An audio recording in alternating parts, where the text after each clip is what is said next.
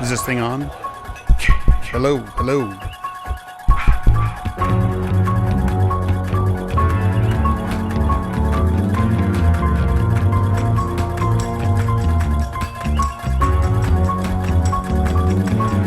Welcome to Open Pike, FRIGHT, the strange ghoul worlds podcast where your personal logs are the dead direction. I'm your host. It makes sense, Cam. Don't worry about it. I'm your host, John T. Bolds, here tonight to terrify you with coverage of the TOS episode Catspaw. Joining me, of course, are my co-hosts, the man who absolutely didn't think it was Donald Duck the first time he heard that cat, Jesse Flaley. All right, let me do a quick pre-show checklist here. I've got heels, nails, blade, mascara, fit check for my napalm era. And the man who is as curious as I am about the old ones, Cameron Scarrison. That's right, mister, and don't you forget it. And tonight, I'm not going to do this voice the whole time, just like I didn't last year. We are also going to be hosting a roundtable with some fantastic guests. Cam, who's joining us in the studio? A couple of horror lovers and aficionados and scribes themselves. We have Alan McElroy, who, of course, wrote Terrarium, What is Starfleet, as well as Halloween 4, Spawn, Wrong Turn. I say it in the roundtable for his intro, but I'm just glad he didn't realize he was way overqualified to be talking to us. And Kathryn Lyn, who is a development executive and writer of horror herself and just the biggest horror fan. It's a really fun conversation, and we'll be I'm looking forward to you all listening to it. I would say, or watching it. You can go find it on YouTube if you like. I would say a feature of Open Pike Night is that our guests are almost always overqualified to be talking to us. You are not wrong, sir. Yet they keep talking to us. Yeah, it's pretty cool. Tonight we're here to talk about the TOS episode Catspaw. That when people who haven't watched TOS talk about TOS, this is the goofy shit they're talking about. Am I right? You're right. But this is also yes and no. Never the episode somebody mentions. Nobody's ever said to someone else, you gotta see Catspaw, right? Well, also, it's nestled between the Doomsday Machine and I Mud, right? And I Mud, yes. Yeah. Two of the most classic Trek episodes, and then there's this middle stepchild. But I like it because it really, that run of episodes, to your point, Cam, is so indicative of what you get with old TV and with TV that has 20 plus episodes a season, right? That is a good argument for fewer is not necessarily worse. Well, I'll just get out of the way too here, guys. I turned this episode on and was just having the best time. I was watching being like, what were they talking about? This episode is amazing. Yeah. It has everything I want from TOS. This episode kind of rules. And then halfway through, and it's funny because I'm thinking the types of episodes I don't like are the ones where everyone's just kind of talking and there's vague sci-fi ideas, but nothing's really concrete or gets resolved. And then that's exactly what it becomes halfway through. It does. Yeah. So the first half of this episode, it's pretty sweet. Amazing. Yes. Yeah. I gotta say, again, still not having watched all of TOS, man, they just jumped right into the action. Yes. For episodes where they dragged out the action 20 minutes longer than it needs to be. I'm going to draw a line in the sand right now. Most of TOS, you could watch at 1.5 speed and not miss a thing. And you'd be like, man, that episode, clipped along. It was a good kick. You would miss some really good lighting design. And some pretty solid practical effects. I did a little bit of research on this episode, and it turns out all that fog that they were using, that's actually cigarette smoke from on-set producers. Oh, you mean the fog where Kirk is like, oh, all right, let me just stick my toe down. Is there anything down there? Oh, yeah, there's ground. We're good. No flesh-eating viruses yet. Just let's go, guys. It's funny, too, because he's like, there's so much fog, and you see no fog until the next shot, and you're like, oh, there is a ton of fog. Yes. But could it have hurt to billow some of that into that first shot? All right, before we get to the planet, though, I have got to shout out the stuntman for taking that fall. Deserves all the Emmys. He was wearing his padding, and you could tell it when he beams in. But dude, are we sure it wasn't a dummy? Because it's so good. It took me a while because it's not a dummy when they're holding him. Because I at first thought too, I'm like, this is a great body mold thing or life mask, whatever they call it.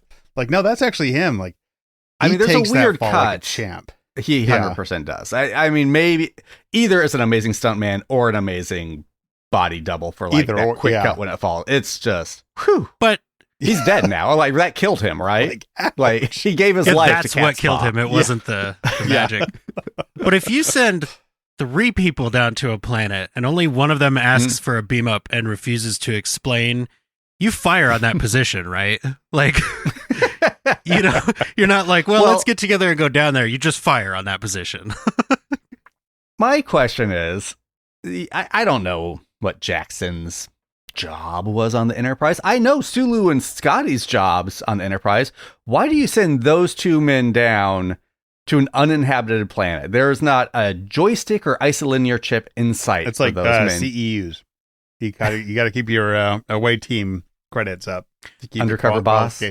Well, so it's interesting because I had the same thought, Cameron, because he also leaves DeSalle, who is possibly the most humorless son of a gun we've ever seen on Star Trek, in charge. But not a bad captain. But he's like the deputy main engineer, and he's got his main engineer down on the planet. So like maybe Kirk canonically just really respects engineers. And and having worked with some engineers, I bet he likes people that don't ask a lot of like touchy-feely, like, why are we doing this questions. They just go, all right, cool, I can do that. Like, they respond and they activate immediately. And I actually did read some of the behind-the-scenes trivia that it was supposed to be Uhura who gets left in charge because she's technically the 4th in command, but it literally was the studio being like, we don't want to see a black woman in charge of the ship. Oh my god, that might have made this episode a classic. Yes. And it's a good reason. Also, I would just love to hear her call check, Mister? Yeah, and that's more common in TOS. They use Mister more frequently, like as the whole name. But this is another good reason for people to watch the animated series. If you want to see Uhura in charge of the Enterprise, definitely watch the animated series because it's much more frequent there. Oh, yeah. Just a missed opportunity for McCoy to say he's dead, Jim. Like, I was on the edge of my seat waiting for it. But Jackson, who is dead, Jim, kind of looks like McCoy's younger brother. Like, this is this like his cousin or something? He was like, I can get you a job. Because the resemblance is pretty striking. I was kind of surprised by that. Jackson is a funny piece of this puzzle, too, because he kind of had to die to give what follows to have it make sense at all, right? Like, because Kirk gets that, like, these 2, Korob and Sylvia, would be pretty gracious hosts if they hadn't killed someone, right? Like, they had to have done some irreversible harm to the crew for Kirk to behave the way he does once he gets there. Yet they seem unconcerned about his death at all the whole time. That's not true. At least it wasn't Scotty or Sulu. At the very end, he does say, Jackson is dead, and then the episode's over. Yeah, that's true. But just in case the audience was wondering, because the whole time I was like, just ask her to bring him back to life, right? Well, and why aren't you asking them to bring him back to life? You're totally right, because they even go to the trouble to explain, like, oh, no, like, their minds aren't ruined. I'm just, like, cordoning off sections of their willpower. So, yeah, it's still a crime to, like, rob them of their agency. Dude. Yeah. But, like, they didn't kill them. Right. Yeah, it was... They didn't kill anyone we care about. It was... It's an interesting exercise in stakes, pacing, and I would really like to count the number of disembodied echoey voices in TOS, but I don't think I have that many fingers. Yeah. No, the whole time I was just like, just hang out with these guys. They seem cool. Oh, right. They killed someone. Gotcha. Yeah. Okay. Yeah. I love how, not scared the 3 terrified guys were as they were going through the halls of the castle. Like, the witches were fun. Like, man, they're very formal. They're all addressing him by his rank. Yeah. Yes. Well, I mean, that's like, you get to Kirk, not Scotty, McCoy and Spock together reacting to absurd things. That's what I come to TOS for. Right. Like, giving me everything I want, and they don't let me down. Like, no, when Kirk is like, Spock, comment, I'm like, the most absurd thing happening. It's so good. It's also good. All of them are like, I'm not scared. You're scared. Yeah, no, I'm not scared. You're scared. It's like, you're all shitting your pants right now, and I love it. I'm here for it. And this is mostly a very good Shatner performance, like most of the way through this episode. There were a couple things where I was like, why was this choice made? And the first one is obviously these three witches are like wailing at him from across this canyon and like very, intimidating. And as soon as they're done talking, he goes, "Who are you?" Like, he doesn't yell. He doesn't maybe even say it loud enough for them to hear. It's almost like he's saying it to himself. And it's like, this is really strange. But, to keep us from saying all of this to ourselves, why don't we hear from one of our open Pike Night callers? Let's do it. Here we go. Here is our good friend Melanie. Hi guys, so we're diving into TOS now with Catspaw, Trek's Halloween episode with witches, haunted castles, and a giant black cat. It first aired in late October 1967, perfectly timed to get spooky. Written by Robert Bloch, yes, the horror author behind Psycho, which explains the episode's creepy flair. Some things that stood out to me were like, really bad poetry, Captain? I don't know if Spock has ever been more on point. No security officers. Starfleet's Halloween protocols definitely need work. Chekhov, I forgot his hair. Season 2 filming seems to me new wigs and new eyebrows. Scotty and the landing party already vanished into the haunted castle, and there they are, drugged and confused. Sympathetic magic? Sounds fun and a very Robert Bloch way of blending the supernatural with sci-fi. And here comes Kirk's charm. Sylvia really gets the whole human sensation thing. And when everything finally unravels, it's a classic Trek lesson. The magic is just misunderstood tech, and the fear disappears when the truth is revealed. The pacing is slow, almost dreamlike, but that's weirdly what makes it intriguing. I watched TOS when I was a kid and loved it so much. Watching it now, it hits totally different. It's sillier and somehow even more charming. So to end my call, Lost in Translation and All Those Who Wander are my favorite spooky episodes picked from Strange New Worlds because I'm not deep enough into the other Trek series right now. And now, live long and stay spooky. Okay. I love that she brought up the pacing because that is a thing you cannot talk about this episode without talking about. And I think her description of it is perfect. It's dreamlike. Because I remember, so when I told the guys, like, let's watch this one, it's a Halloween episode. I think you even get Halloween name dropped in this episode. Yeah, I have to officially apologize for assuming Halloween had been forgotten in the Trek universe. Based on my misreading of a Picard line from TNG. This firmly establishes not only is Halloween alive and well, but at least the memory of trick-or-treating. So, yeah, but it's Star Trek is truly the utopia but it's clearly beneath Picard. So, but yeah, the dreamlike pacing of it, I think my thing going into it was like, man, I remember this episode being slow. I don't know if I'm excited other than to get the reactions of Cam and John. But as I was watching it, I was like, the pacing isn't really that slow. Like, it's dreamlike in a way that you're like, okay, there's a new thing happening. Okay, now things are different. Yeah. And by the end of it, I was like, that actually went by a lot quicker than I thought it was going to. Well, and again, I think it shifts halfway through, but for the first half, I was like, man, this thing is clipping. Like something new and absurd and hilarious and enthralling is happening like every few seconds. The music is amazing. The music carries me through when something isn't happening on screen, when they're just walking through a bunch of smoke towards a matte painting. But like, yeah, I mean, I think it clips until about halfway through when it comes to a screeching halt and we just listen to Sylvia. The last episode we talked about was What Are Little Girls Made Of? I'm like, oh, you could cut huge chunks of that episode out and still have the same episode just with 10 to 12 minutes less. This, yeah, maybe you could cut 5 minutes of extraneous, like, shadow shots of the cat and stuff like that. You could trim it down a little bit, but I'm like, no, there's conversations happening. Things are happening all the time here. And honestly, I don't think I would cut a single second of McCoy just staring at a plastic skeleton because he loves staring at that plastic skeleton. Nobody stares unblinkingly like DeForest Kelley. Like, that is a fact that should... And they never say a thing about it. Yeah. They just keep looking at the skeleton. Now, well, it makes you wonder, like, in the world of Trek, is it supposed to look like a real skeleton? Or is it supposed to look like a Spirit Halloween? Right. I'm not sure based on what they talk about. But I gotta say, like, funniest moment of the entire episode is when Kirk calls him Bones and then notices the skeleton. Yes. I didn't catch and then that. says Bones, Doc. Doctor. He changes it to Doc. Yeah. And he even makes like a Marty McFly face, like Doc. And I was like, Yeah. Okay, this is top that is level. Like, it's subtle. A great It joke. hits Yes. I'm going to rewatch this episode just for that. so good. Like, I was kind of blown away because I'm like, this could be written now. Like, this is like modern era humor. It's so good. Yes, that was the joke of the episode. Every time I watch TOS, I'm kind of reminded, like, the writing, like the dialogue, the banter on the show feels very modern. I think that's what makes it so watchable. Still. Yeah. Especially Kirk, like, mentioning trick or treat, and then Spock's like, "Oh, what's that?" He's like, "Don't worry about it." And it's like, come on, man. Like, and perhaps the most meta moment of TOS, like, he says, "Oh, Spock, you'd be a great Halloween costume." Spock is a Halloween costume. Yep. Yeah. And absolutely. It is a little confusing though, because like Spock knows about demons and familiars and wizards and Satan, but not Halloween. Halloween. Yeah. Okay. Yeah.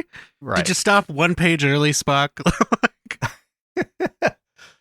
Spock, and who apparently is not a cat person at all.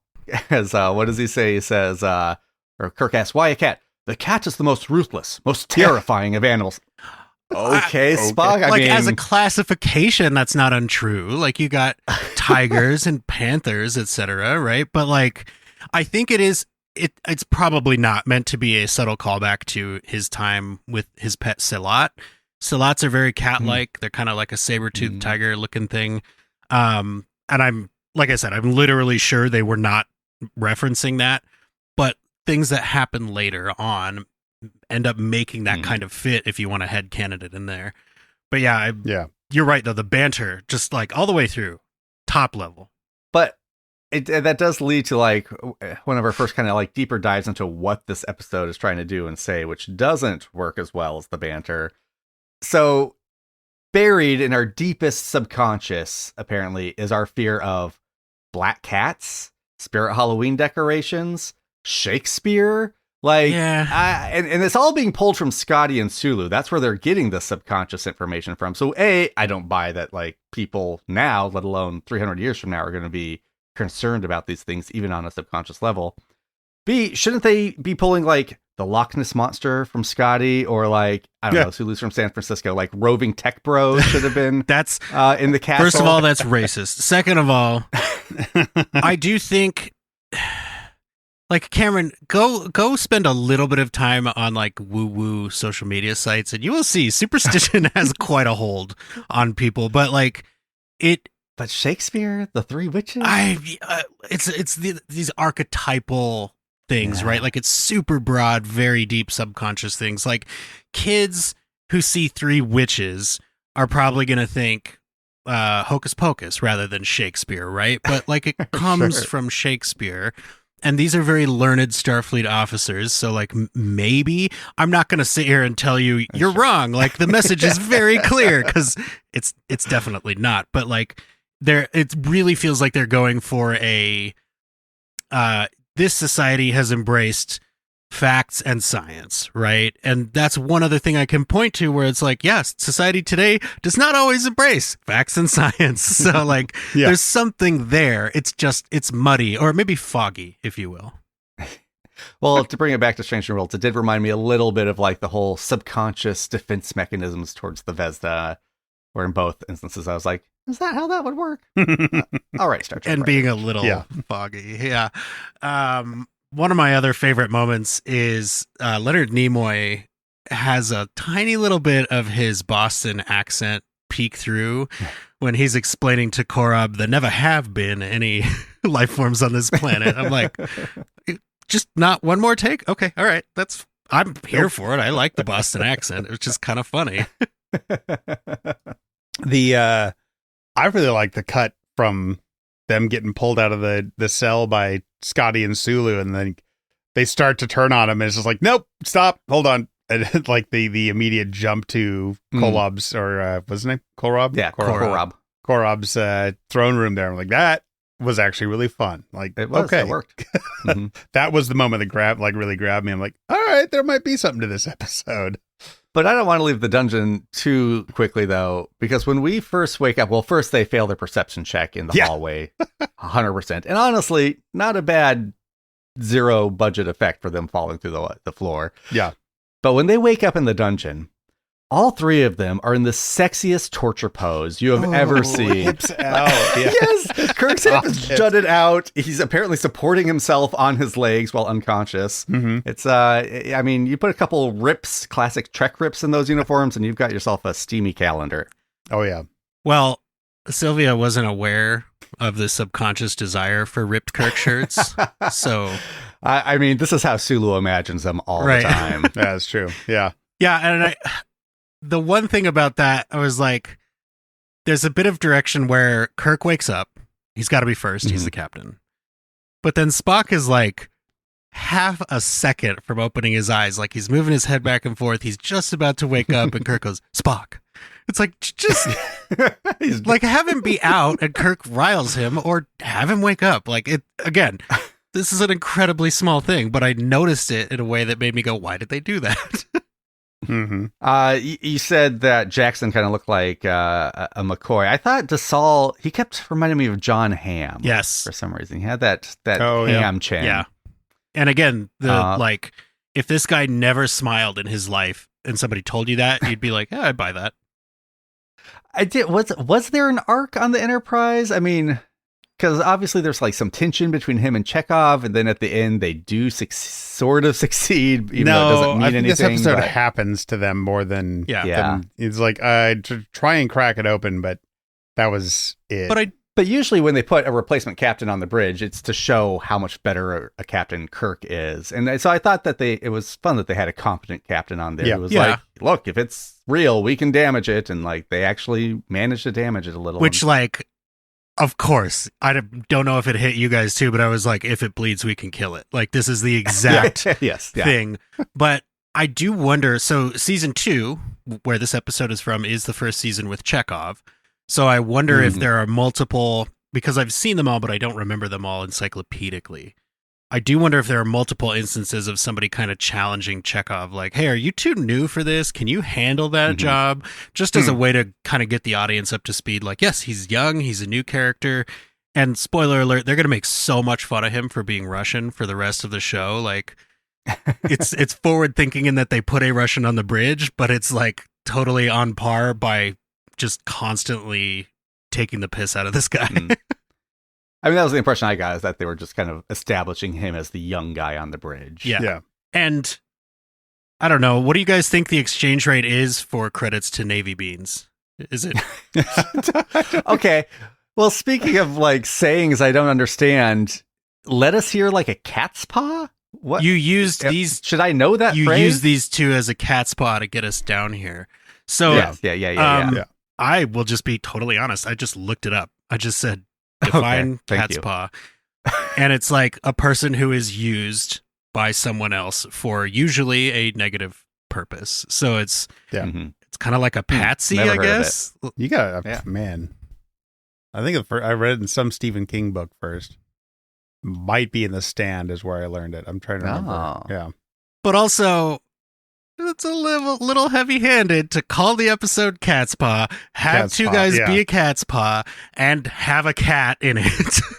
Like, and spoiler alert, this is not the only like super sentient, semi-magical cat in Star Trek TOS, but it might be my favorite. Like, I really like Korob. I'm gonna say Korob is a great character. I love Korob. I think he has a really good balance of, you know, interest and motivation and action.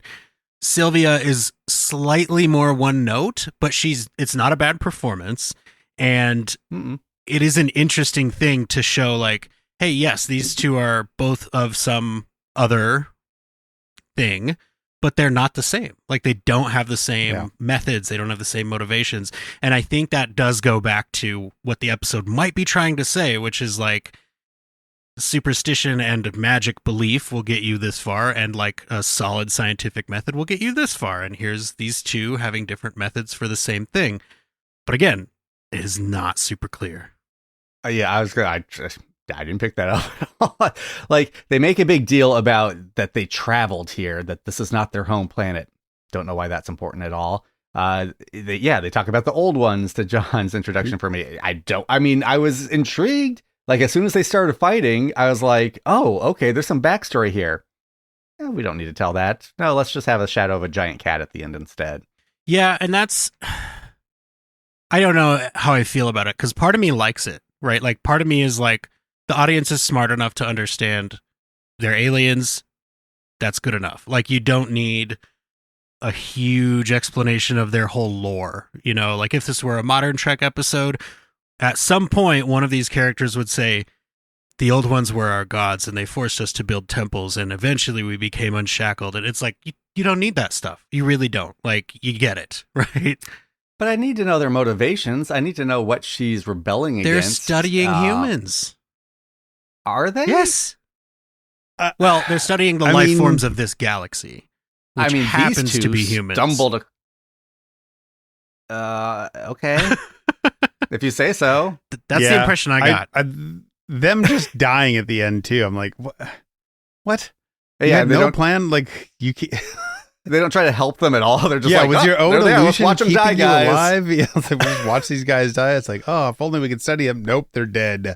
Well, and I guess could help. My problem is, like, and going back to how Kirk reacts to everything. So, like, they show up, and you go from, like, all this kind of creepy, but, like, goofy, creepy stuff happening and not knowing why it's happening or what's happening to, like, oh, look, we've encountered some aliens who can converse with us, who have some amazing technology and abilities. And he doesn't ask them why they're doing it. He doesn't ask them what technology or information they want from them. He doesn't tell them, like, hey, you killed one of our people. That's not okay. They never get to the bottom of this so-called test that may or may not have been a test. All he does is be like, no, I want you to answer my questions. But he never really asks a question. He does ask those things. What do you want? And she says, I want you. Like, he's asking very broad questions, of course. Exactly, yes. But, like, so part of this could be that I've seen more than 1 or 5 Trek episodes where aliens go, let's study humans and humanoids.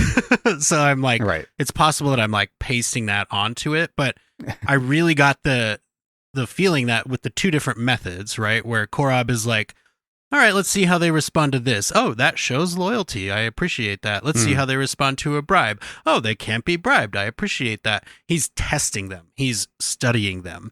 And she's like, no, I want to go into the cage and mess with the animals. Like, I want to be one of these animals, and I want to get in there. And, I mean, her motivations are slightly probably more questionable than Korob's. But I like that. I like that, like I said, they're from the same, air quotes, team, but they have different methods. And I did look it up on Memory Alpha. Their true forms are listed as Cute Thulu. Nice. Let's go ahead and hear from another one of our callers. Here is Zoe. Open Pike Night. This is the USS Cinema, Zoe Richardson, Captain Command, and also host of Backlook Cinema, the podcast. So Catspaw is an episode that I don't actually remember, so it's like watching a new episode for the first time. It's also the only Star Trek episode that directly references and pays homage to Halloween. Star Trek's only Halloween episode. There have been other episodes that have had creature features, like you had McCoy's girlfriend who turned to a salt creature. You had the Skin of Evil, of course. There was a tardigrade in Star Trek Discovery that was like the classic movie monster. But to go wholeheartedly into Halloween is something that's kind of rare for Star Trek. Also find it interesting that Kirk's go-to diplomatic or negotiating tactic is to try to dickmatize his opponent. It's funny how he lands there. I feel like there's a missed opportunity where he could have learned a lot more from this new life and new civilization. But the thing about Captain Kirk is that if you kill one of his crew members, he's immediately going to perceive you as a threat. And all these things about discovering new life and new civilization kind of goes out the window. But those are my thoughts. Richardson out. Okay. Exactly. Yep. And we have to talk about Kirk as he compares to McCoy in this episode, in my opinion, because Kirk is always remembered as the Lothario. He's the ladies' man. But in this episode, he's not thinking about that until he thinks, oh, this might be like a tactic I can use against her, right? McCoy, on the other hand, like, I thought he was gonna eat the gems on his plate. Like when the gems appear, he looks down and I'm like, oh, I'm so hungry. I'm gonna eat these. Like, it was. Well, just real quick too, I love how he has to tell the audience, these look so real because they do not. No. They have the most plastic looking. They don't read as real. But it's also clear that the unguarded entrance to McCoy's mind is paved with cleavage, because as soon as she comes out, he's like, boy, locked in, right? And like, elevator stopped on that floor. And that is for his eyes. That's consistent. McCoy is a horn dog. He is arguably the horn dog of TOS. It's just that Kirk has better charisma for the most part. Like, usually when he is the id of that trio, right? And usually when you see McCoy hit on someone, he does it by saying, I know Captain Kirk. Like, it's not even like, I'm a great doctor, or like, I'm very experienced in my field. It's like, I know Captain Kirk. Like, that's his whole game, and it does not always work for him. I just love, like, watching them. The dinner table gets laid out with the feast, and like, please sit. No, we won't do anything. I insist. Oh, okay. It's like, wow, you guys would have held up against Golden Dread real well. Right. How many fucking lights do you see, Kirk? Oh, 5? That quick? Like, I didn't even shock you once. Kirk would say it like he was dumb too. He'd be like, there are 5 lights, obviously. Like, I didn't ask yet. Well, I like the attitude of like, okay, we'll sit, but we're not eating. Yeah. Yeah. Okay. It's like one of my kids. Like, we're going to sit at the dinner table, but don't expect me to eat that. Yeah. Well, Cameron, you got to stop serving your children gems for dinner. Yeah, I kept waiting to see, like, McCoy just, like, pocket some of the gems real quick when they were talking. Yeah. Just, like, casually slipping them into his pocket. Yeah. It's like, oh, whatever. Well, yeah. Did they explain how Korob got that wrong? Does either Jackson, Sulu, or Scotty deep down really want gems? It just seems like at that point, it seemed like he was talking like he'd found an old human history. Like, he found Wikipedia to a certain point Right. and just assumed it had carried on that way for the next 200 years. It is also interesting, though, because Kirk explains, like, we could just make these. Yeah. But there are also still credits that you can bet against Navy beans. So, like, are they not post-economic yet? Like, was that... I don't know that was explicitly part of TOS, because, like, there's also a line in another episode where Kirk says something along the lines of, the Federation has spent a lot of money on our training. It's about time we gave them a return on that. So it's like the human instinct to acquire items might be, because they only touch the subconscious, might be where that came from. But you're right. He also mentions having read something. So it's like, I think this is where the fogginess of the episode comes in, is like, maybe there was more than one idea for how this mechanism worked, and they didn't really land on one before it was time to shoot. And they were like, just shoot it. Like, of all the TOS episodes I've seen, this one most closely resembles a season 1 TNG episode, where you can kind of watch it and go, I see 3 different plots that they kind of kludged together, and then some lawyer maybe came in and reworked some of Robert Bloch's ideas. I don't know. Yeah. Oh, definitely. And if I'm not mistaken, Roddenberry was kind of famous for taking passes at scripts that he didn't write. Like, I'm going to alter this. Like, I guess the reason Q exists is because he was like, oh, we need Q in this first TNG episode. Yeah. Speaking of which, they discovered there's a wand you can wield that basically gives you Q powers. Like, I mean, again, like, I'm watching this episode, I'm like, oh shoot, it's another god race being. How are these people different than Trelane? How are they different than Q? Oh, they have a wand, but this wand lets them think someone to death, lets them create any reality they want, lets them mind control people. I mean, it's a Q wand. Yeah, and it's a Q wand, absolutely. Was Sylvia lying when she said this isn't what makes it work? Like, it's just a conduit? Because he smashes it and everything goes away. Well, and she's doing stuff. She doesn't have a wand. Again, but Korob is in the room. I'm very confused. Like, right. So she just has to be near the wand. But is there even a room? Is the room real? Right. It brings up more questions than it answers, is what I mean. Because, like, they do not answer much other than we know for sure that first crewman is dead. Yeah. Apparently, yeah. No change in that. Well, before we try and figure out exactly what the writers were thinking with this episode, why don't we hear from some writers of some better Star Trek episodes and go to our little Halloween horror roundtable. Hit it. Hello, everyone. As you've probably noticed from this season of Strange New Worlds, there are definitely some horror fans lurking in the writers' room there. And we've got two of them here with us today for a roundtable we're calling Horror Trope Faves. First up, she's crafted scary stories both behind and in front of the camera, and it's been said that horror is her second language. Now that's definitely a update to Duolingo I need to get. It is Kathryn Lyn. Hi. Hi. Hi. Nice to see you again. You as well. Thank you so much. And joining her, a man who is way overqualified to be talking horror with the likes of us, the writer of Halloween 4, The Return of Michael Myers, Wrong Turn, the movie so good he wrote it twice, with credits ranging from The Vampire Diaries to Spawn, the man who truly humanizes the monster, Alan McElroy. Hello. Hello. And thank you for coming and talking to us again as well. Happy to. But just real quick before we dive into the topic at hand, can you guys each kind of share what got you into horror and what you love about the genre? What started me in horror? Oh my gosh.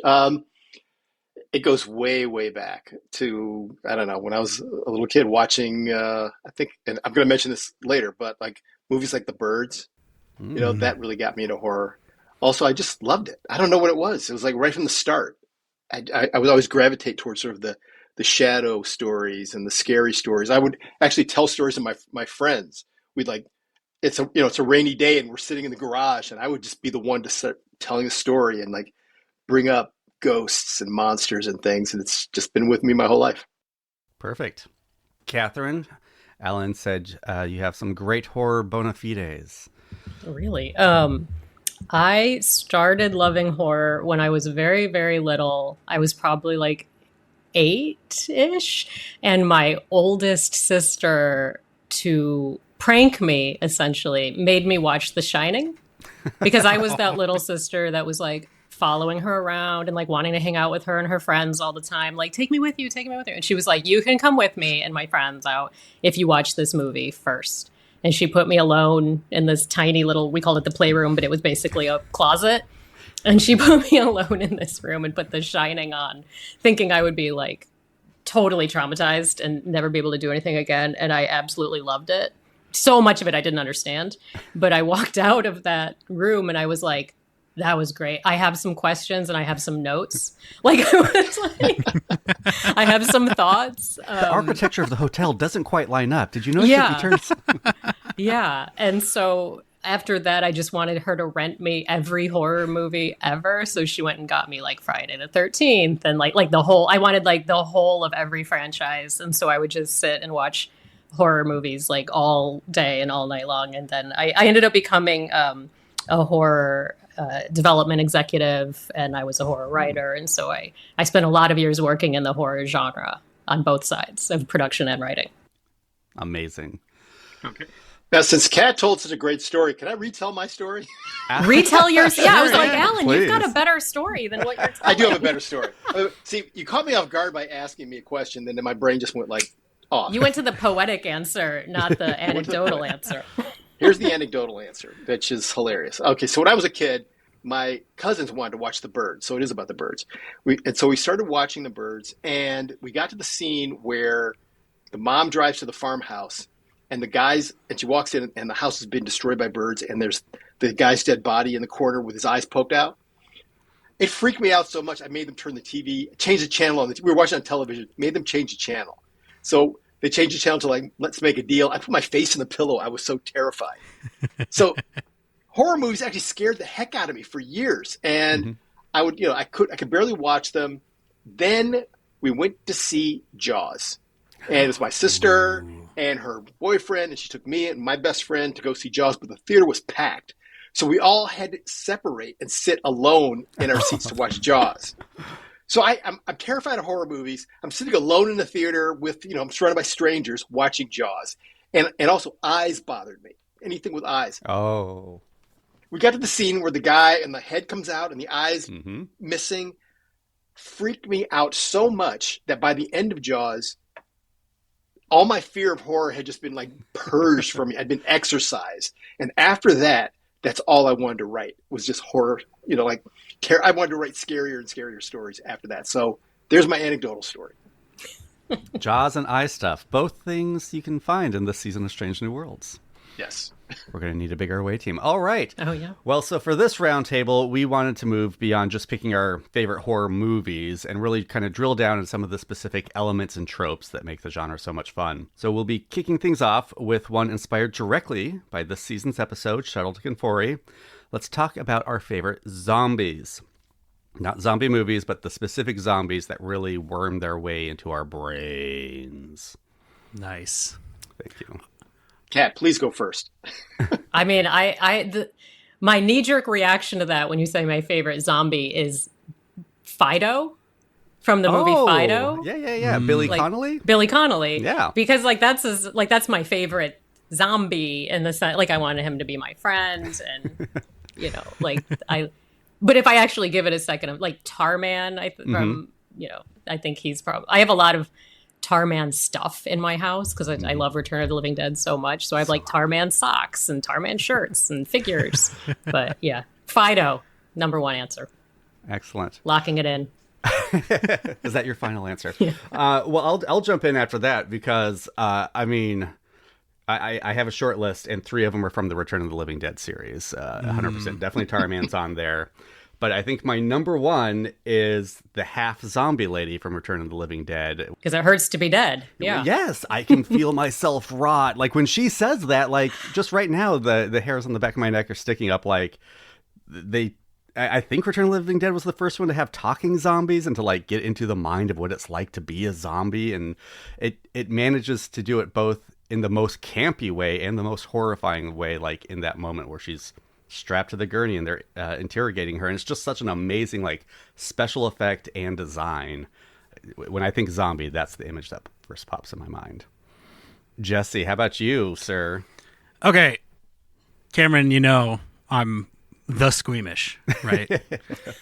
Like it took me a long time to be able to appreciate horror. I would say that's a development within the last 10 or 15 years of my life. And I think it's because I try to be really immersed when I watch things. So like if it's a terrifying thing, I'm going to actually be terrified. I think I've mentioned it before, but like when I saw The Ring for the first time, I was ruined for like 2 or 3 days. And like that's not really that scary of a movie, right? Like, but I was young. I want to say it was like right close to Halloween when I saw it. It was dark outside. I couldn't sleep for like a day and a half, and I was thinking about it for a long time. So this whole exercise for me has been difficult. And I have to ask, I brought 2 answers just in case. I have to ask, am I allowed to pick a specific zombie from a video game? I think so. Okay. Let's allow it. Yeah. Then it's the liquor from Resident Evil. Like creepy, crawling, eyeless, and it has this giant, nasty tongue. It's so visceral. The first time you see a liquor, you know instinctively I'm going to have to fight one of those. And the first time you lose to one, it's just so disappointing and gross. And it's part of the reason that the Resident Evil movies didn't work super great for me, because I was like, you have the liquor right there, and it's, did you actually use stop motion? Like, it's 2004. What are you doing? But I love the idea of it, and I think that it's just that visceral nature of a gross tongue, of a thing that doesn't even need to see you to eat you, just really works for me. And if you had made me choose a film zombie, I would have picked Zombie Bill Murray. Yes, on my short list. Yeah. Let me see.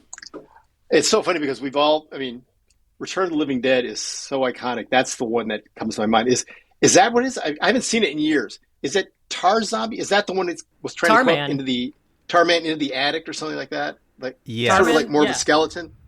Is it more brains? Yeah. Mm-hmm. Yeah, that's my favorite Tarman zombie. Yeah, he's fantastic. Also, I love that movie because my wife and I went to see it at the drive-in, and she hated that movie. She couldn't, she just hated it.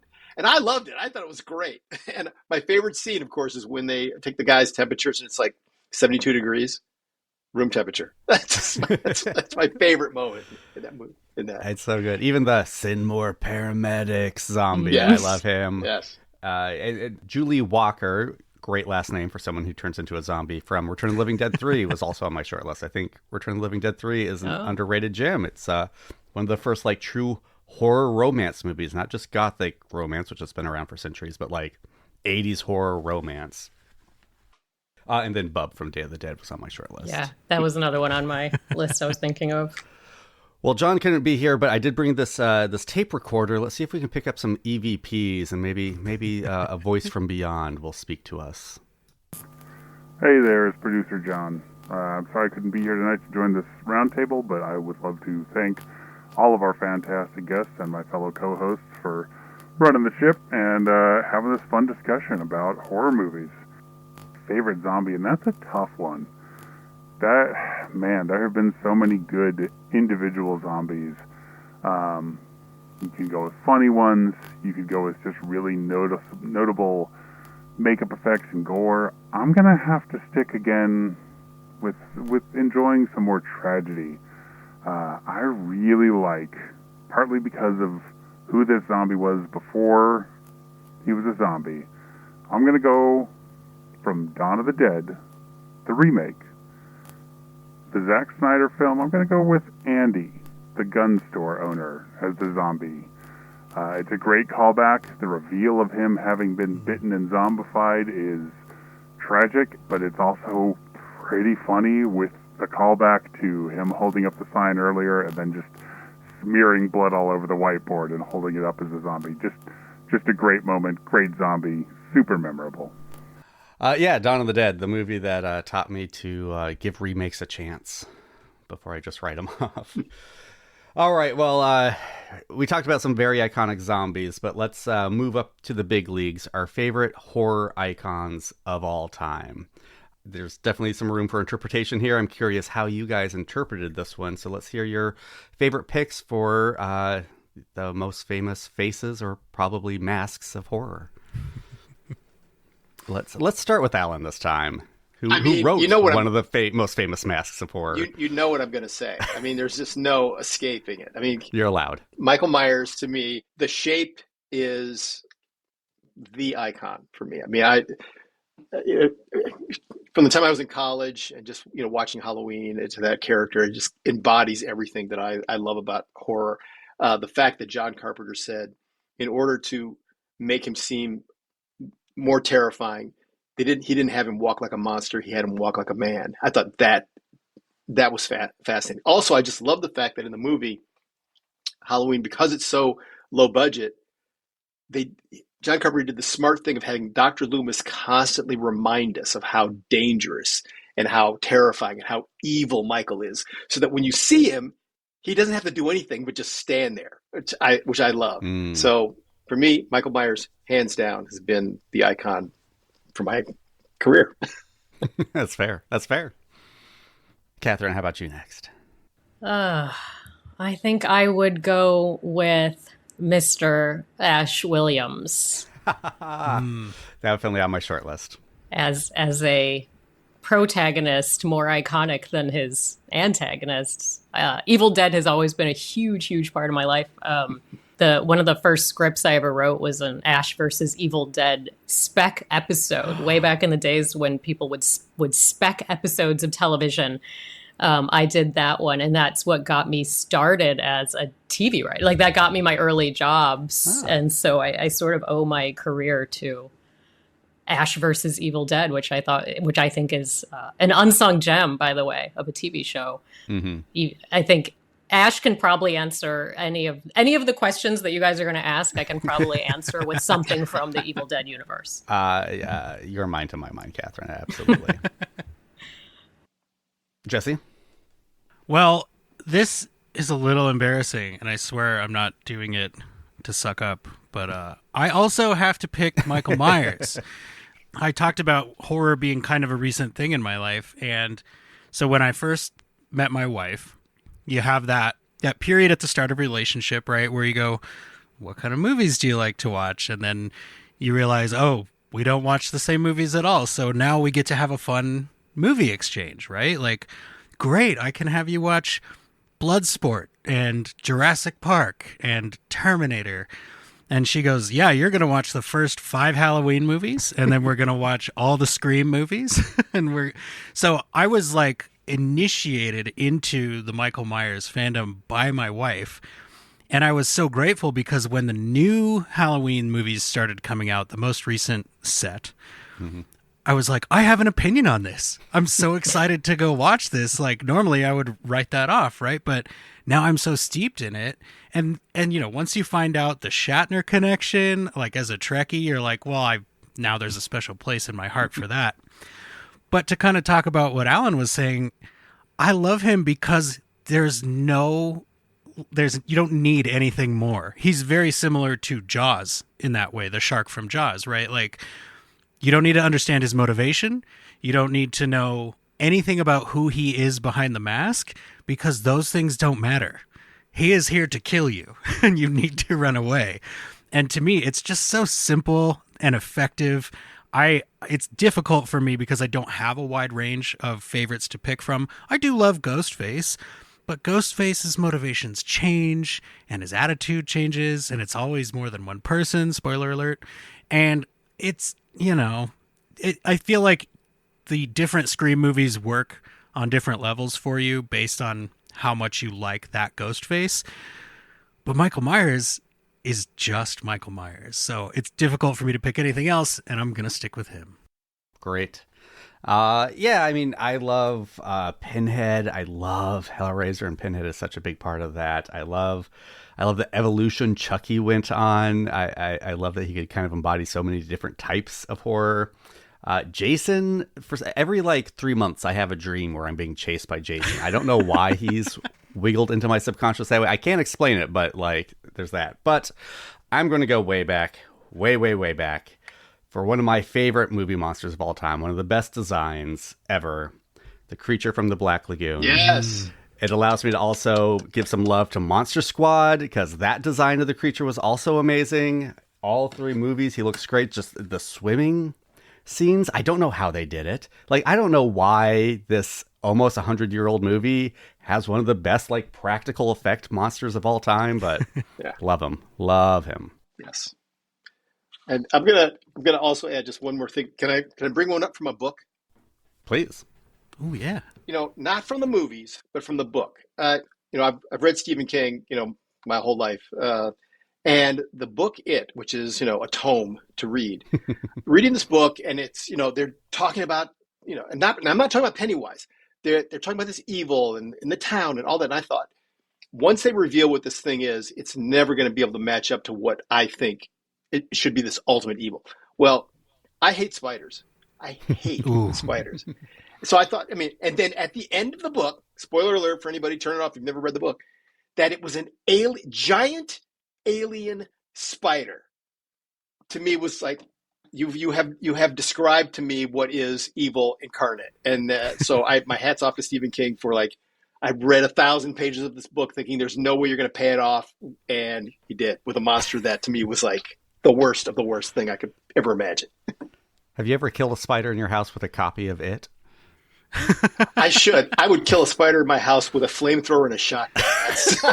Seriously, every time there's a spider at work, there's one person who's like, "Oh, let's save it," and I'm like, "Does anyone have a gun? Why would we save this?" Right. Spiders are not. I think why they're so effective as a scary thing is because they are so alien. Yes. You look at them, you're like, this could be from another planet. Legitimately. It's not correct and bad. Yeah. Any other runners up before we hear from John's EVP? Well, I want to hear what Alan thinks of of Shelob. If you had thoughts on that in Lord of the Rings. Do you have to fast forward through? No. I can watch it, but I would never want to face it. I just remember in the behind the scenes, the appendices of Lord of the Rings, there's a moment where Peter Jackson is just like pitching to one of the hobbits when they're hiding from the ring wraith. And he's like, yeah, we're thinking of, having some bugs and some spiders crawl over you. Are you okay with that? And I just remember watching them being like, what would I do in that moment? I'm on the set of the Lord. I've been cast as a main character in Lord of the Rings and he's asking for a spider. Would I say yes? I don't think I could. No. All right, here's John. For the category of horror icon, my favorite horror icon, I mean, there are so many big names out there, but I'm going to have to go with a smaller name. Well, not so much a smaller name, but definitely a taller name. That's right, I have to go with Angus Scrimm's Tall Man from the Phantasm series. And I really had to hold off, because like 3 of these categories I could have used something from the Phantasm series for, but I got to give it to Angus Scrimm, the Tall Man. Boy! John bought me the entire franchise, and I've only seen the first one so far. One of these years, I'm going to watch them all. Is that the one with like the spinning metal thing? The ball. Okay.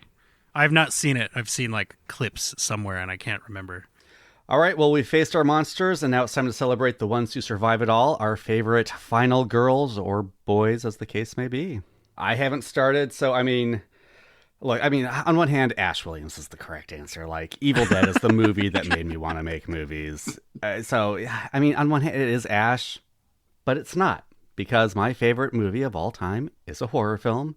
Yes, Alan, it is Jaws, and Martin Brody is one of the greatest survivors of all time. True. Because when he steps onto Quint's boat, he is basically a child. He's afraid of the water. He's got his nose covered in zinc oxide. He's literally learning how to tie knots. And through the course of like having to deal with the smart brains of Hooper and the toxic masculinity of Quint. And, I grew up around my dad's longshoreman friends, so I kind of get that, like, what do you mean you're judging me by how many scars I have? What is this all about? Like, who cares I don't have calluses on my hands? I relate with him, and he gets through all that. He gets a badass one-liner. He doesn't only kill the monster, he blows the monster up, overcomes his fears, and swims the shore. It's got to be Martin, Chief Brody. I knew you would find a way. I would find a way to mention Jaws, of course. Yeah, like, and rightfully so. Like, I don't want you to think I'm criticizing you. No. Jesse, let's go with you next. Okay, well, the first name I wrote down was Laurie Strode, but I don't want to stick with one franchise for this whole thing, even though it would be really easy to do. And then I wrote down Sidney Prescott, and then I wrote down Ellen Ripley, and that made me realize, I think for me, it's Sarah Connor, because she is a survivor in the truest sense of the word. I remember the first time I saw the first Terminator, I was like, everyone in this movie will die. Like, I was fairly young, right? So I didn't understand there's always one left. And I'm like, the answer is the machine kills everybody. That has to be how this works. But kind of the same reasons, Cam. Like, she starts out super vulnerable, kind of not a care in the world. She finds her strength to survive. She is the reason humanity survives into the future. And that badass one-liner at the end of the first Terminator when she crushes it in that press, I was like, I think I'm in a kind of love I didn't know could exist. And Sarah Connor, she evolves through the franchise, and I probably would say stop watching the franchise after maybe the second movie. But the power that she has cannot be denied. And when I think Survivor, the two people that come to mind are Connor McLeod of the Clan McLeod and Sarah Connor. And Connor McLeod doesn't really fit, so I'm going to go Sarah Connor. Sarah Connor. All right. Kathryn Lyn, how about you? It's funny, when you said Alan earlier, I thought you were going to say it was Halloween 4 and Rachel, because Rachel is a solid final girl. I don't know if she's my favorite in the world, but like, she does come to mind. And I've told Alan I was devastated when they just unceremoniously killed her off in the next movie. She deserved better than that. But this is another one that I just right away think Ash Williams is the answer. Like, he is the best final guy. I mean, he survives all of it. He survives the end of the world. He survives everything. And he does it with a funny one-liner, and he lets us have fun with him. I love Kelly Maroney. Big fan of Kelly Maroney. Back-to-back Chopping Mall and Night of the Comet. That was like two great, one of the final people in both of those. And I thought she was so cool and fun in Night of the Comet. And I thought she was awesome in Chopping Mall, subverting some expectations there. So I don't know. Wild card answer, I might say Kelly Maroney is my favorite final girl. I like that. I like it. Yeah, shoot from the hip. Alan. Well, let's see. I mean, it's tough. I mean, first, you mentioned Night of the Comet, so I will say this, just as a little anecdotal aside story. I always had a crush on Catherine Mary Stewart. I just thought, gorgeous. Sure. Well, I had a chance I was doing a horror short film called Under the Car, and she came in to audition for like the lead female character, and I could have cast her, but I thought, I won't be, this is the first thing I'm directing. I won't be able to direct because I'm going to be so distracted. So I didn't cast her. And I wish I had, because it would have been so much better, but I just couldn't. I knew I just wouldn't be able to think straight. Anyway, she's just a favorite. Survivor, it's got to be, well, I have two names. Ellen Ripley, of course. There's a scene at the end. It's the last time she comes up the ladder and down the corridor with the flamethrower. To me, it's like a perfect shot. It is beautiful. I mean, science fiction environment, and yet flamethrower. And the way she's coming down that corridor and the way it's lit and the lights, I mean, it's just, to me, it's like a perfect scene. So Ellen Ripley, I love her. The second is in two films. It's Amy Irving in Carrie. I also had a crush on Amy Irving, but I love her in that. And then Amy Irving in The Fury. At the end of The Fury, where she actually like uses her power to like blow the guy apart in that room. To me, that was like the best. So there you go. Very cool. Nice. Very nice. And I do have to, I'm sure I'm not stealing John's answer, but I want to give a shout out to the Tony Todd character from Final Destination. Oh. Because if you haven't seen the latest one, spoiler alert, he is a survivor. And that's why he knows about this weird death stuff going on. And, I wanted to love that movie, but I absolutely loved the Tony Todd scene. I think it was arguably the best part of the entire film. It usually is with Tony Todd. I have to give a shout out to Randy, of course. I was one of those. I was a high school horror geek when Scream came out, so I of course identified with Randy, and I was one of those people complaining when he was killed in the second one. Glad they brought him back in some way in 3. And then Sarah Carter from The Descent. I just remember loving The Descent. I think that was a great character, and they just put her through the ringer, and when she climbs out covered in blood, it's such an amazing visual. And a lot of horror movies, I just ignore the last bit where you find out that Freddy's still now a car. What? You just kind of ignore sometimes that the last beat happens. So in my mind, she's a survivor. Let's hear from John. Producer John back once again, talking about my favorite survivor, my favorite final girl. And this is a tough one because, there are so many, but also I think, like I just watched Hide and Seek. Really enjoyed it. Fantastic final girl, fantastic final line, fantastic final shot. Just the it's done kind of final girl is not really my cup of tea. I definitely like a more you were screwed no matter who you were from the moment this movie started. So I'm going to have to go with Jolie Richardson and Richard T. Jones as Stark and Cooper at the end of Event Horizon. I think that final little sequence of them being rescued, yeah, I know Justin's there, but he got all messed up in the vacuum and he's still like unconscious in a coma. That doesn't count. We're going with Stark and Cooper at the end of Event Horizon. You just know they're stuck in hell. They are there with everybody else. We just get to think that they got away.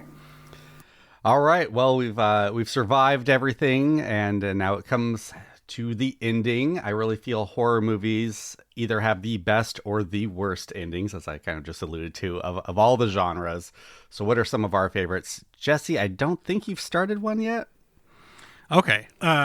So despite having real issues with being immersed in horror movies and having that kind of push me away from a lot of horror movies, my favorite, like if I had to pick a single favorite horror movie, it's The Thing. And the end of that movie is maybe one of maybe 2 times where I am not mad at the "oh, but we don't know which one is the thing" style ending, because in that movie it makes perfect sense, right? Like, it is the culmination of all the paranoia and the dread and the uncertainty that you've been living through for this whole film, and it's like it's almost winking at you to be like, the actual answer is it doesn't matter which one of them is the thing, or if they're both the thing. It was Childs or neither. And it's like, you can pick. And I've heard that when Carpenter told people like, "Oh, it's up to your imagination," somebody in the screening audience went, "Oh, I hate that answer."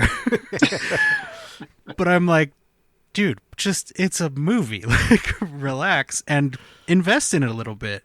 And I think that was the first instance for me where I was like, oh, okay, there are ways that I can get past my ick if the story is going to grab me. So it's one of the few horror movies that I owned before I got married, and I'm very, very happy with it. It's an amazing one. Alan, how about you next? Well, for me, obviously this goes back to like childhood trauma. The ending of The Birds to me is great because they don't defeat the birds; they just are allowed to leave. And I loved that. That's the ending of them slowly walking out and the birds surrounding them. And that point where Tippi Hedren goes, "No," and then they get to the car and they're just allowed to leave. You don't know why this happened. The birds just sort of let them go, but they didn't win. I don't know. It was something very impactful about that ending, and it stayed with me. And I love movies where at the end you have that kind of ambiguous ending, or maybe you didn't escape, or something like that. Those kind of endings I've always loved, and The Birds is probably the reason why. My list is so funny because I unabashedly love a happy ending. Like, I go to movies for escapism, and I want to leave with a good mood. I have 5. Well, actually, I have the entire Evil Dead franchise on here, so I have 8. And of the 8, 7 have bleak as hell endings. Army of Darkness is the only one with a happy ending. And so I haven't really... I'm kind of picking my final as I look at it. I just remember loving the ending of American Werewolf in London, and by which I mean the cut to the credits. Like, you've been through this whole adventure, it's both hilarious and dark as hell, this movie, and then you get to the end, the werewolf, our protagonist who we've been rooting for, is killed, his girlfriend is screaming in like anguish, and cut to like the happiest music of all time. And it fits the movie so well. It's the only way that movie could end. And I just remember being like, oh, you can do this with movies? Like, you can just fuck with the audience this way? I'm in 100%. So American Werewolf in London. Great pick. Kathryn, I appreciate your enthusiastic nodding to that too. Because I agree. That's a really good one. I have like a long list here that I can think of. The first thing that comes to mind is the ending of Final Destination 5. Yeah. Had me go, oh, what? And then I immediately went and started Final Destination 1, the second that ended. And if anyone has seen Final Destination 5, you know why. I immediately had to go start 1 when it was over. I never saw the ending of 5 coming. Not even a hint that anything like that was going to happen. So I was and not an amazing movie overall, but such an amazing ending that now it's on my list of like movies I love. Sometimes a great ending will do that. You really should watch Final Destination 5, and whatever your feelings are about the movie, stick with it until the end and you'll see. And then email me and let's talk about it. I love it. And you do realize like, oh, there were some hints. Yes, they were hints. Just so subtly placed. Yeah. That my mind has been blown in half. Yeah, I went and rewatched it, and I was like, "How did I not see this? Like, so they didn't good. hide it." Yeah, really good. I love the ending of Demons, like the 1985 Demons, because that was one where I didn't see it coming. Like, we thought we knew who the final person was going to be, and then the ending of Demons, they're like driving away, and then it's. I remember loving it, but remind me what happens. We see the guy get scratched by a demon in the theater, and we think that he's turning, and in the end, the girl turns, and I love Demons. I highly recommend seeing it live if Goblin is playing like live for the soundtrack. I watched it a lot for the soundtrack alone, but that one, I think about that ending a lot. They've come through Portland like twice, and I've missed it both times. Oh, highly recommend. Yeah. Even if you have to travel, like go and see it. It's so good with a live score. I love that. And then an ending that really like stuck with me and messed with me. Don't Look Now. Yeah. Like, yeah. You think he's going to find his daughter. He doesn't find his daughter. He finds something. He finds a very tragic ending for himself in a really weird way. And I remember seeing Don't Look Now probably too young. And it's not even that graphic. It just is visceral. And so it just like got under my skin and kind of lived in my brain for too long. Great. I do hear a lot of folks, like especially people that are fans of horror, talk about like, oh, the first time I saw it, I was definitely too young. And it's interesting to me that seems to be so common among horror fans, because you might think like, oh, then you're turned off forever by this. And it's almost always the opposite. Like, turns out that was exactly my jam, and I've been spinning it for years. Well, we're probably all really messed up because we were like, God, I was so traumatized by that movie. I love it. Yeah.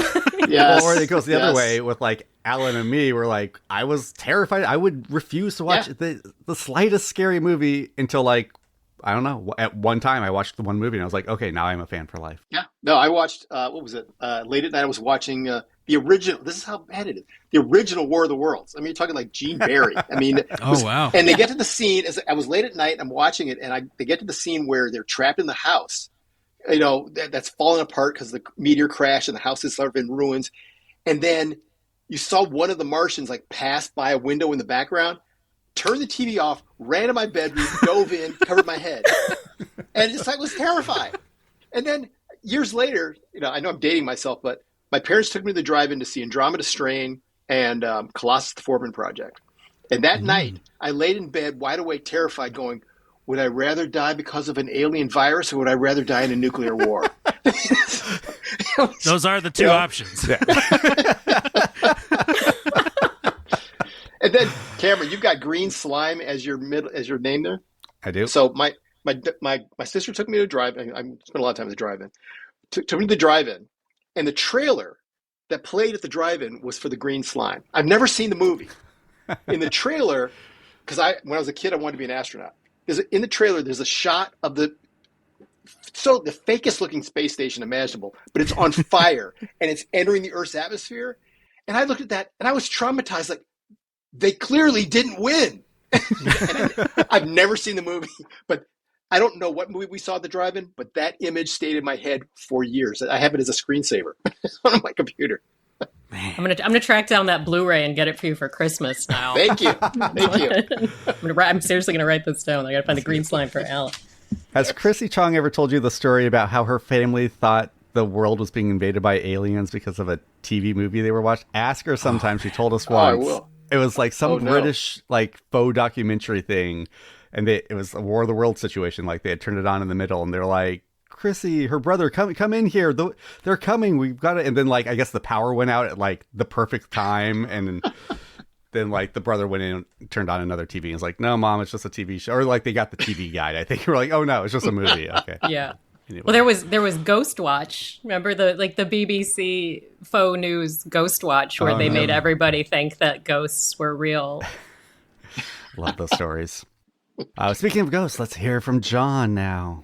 Ooh. Hey, Producer John, back once again, talking about my favorite ending to a horror movie. And I know Cam might give me a little crap, because who knows how much of an actual horror movie this is, but it is in a horror franchise, Cam's favorite horror franchise, I dare say.